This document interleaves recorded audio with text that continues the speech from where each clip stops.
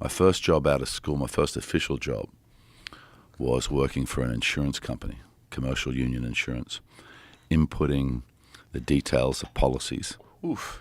So not off to a great start. Oh, man. But it was a funny thing, though, because I learned, a lot in my short time there.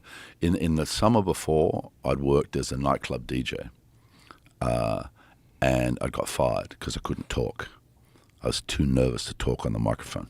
Wow. So after like 5 or 6 weeks, they shuffled me off, and the guy really, dug what I was playing and how I got the dance floor moving and everything. But, he says, I need to sell toasted sandwiches, man. You have to tell people that the kitchen's open. So, I left school partway through the last year. In New Zealand, they have a different thing where you have a bursary year after normal high school finishes. And in your bursary year, if you achieve to a certain degree, you get money towards your university degree, But it was clear to me in that last year, my dad was out of work, and I wasn't going to be able to go to university. We couldn't afford that sort of thing. It only would have cost $3,500 or $4,000 or something like that back in the day, but that was beyond our means as a family.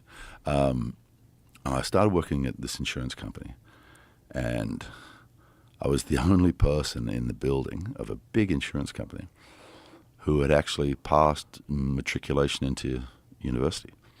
And the general manager of the company, sat me down to tell me that one day, you're the only person with, the higher school certificate, what they call university entrance in New Zealand, in the building, And I just watched this thing unfold. The coolest dude in the building was this salesman, right? And he had a beard and he wore kind of cool sunglasses and everything. And I remember the day he bought a new pair of shoes. And all the girls in the building, have you seen whatever his name is, new shoes? And they were all fluttering over him and stuff like that.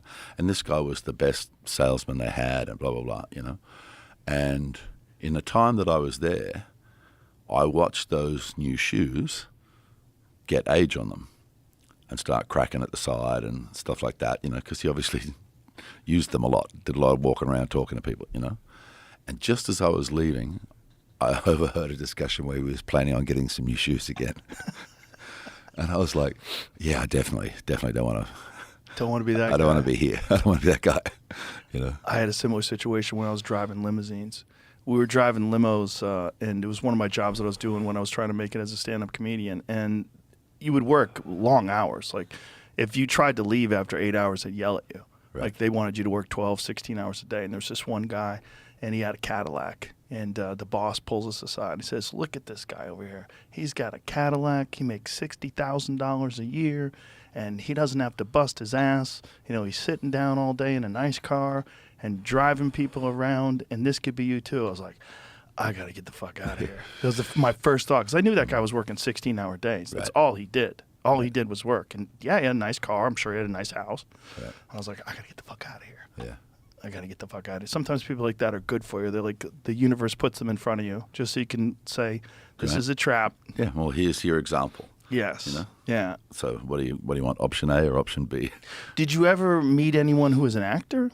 Did you know of anyone that had made a living doing that? Well, all through my life, for sure, because my parents at a certain point in time were caterers on film sets. Oh. So that's how I got my first job. Oh, so wow. My mum's godfather was a TV producer who's famous in the Australian industry. Not so much anymore because the generation's passed. But he was the tightest producer to work for, the cheapest bastard on the block, you know what I mean? And he was famous for that. And I still know Jack Thompson today. I did a scene with Jack Thompson when I was 6 years old.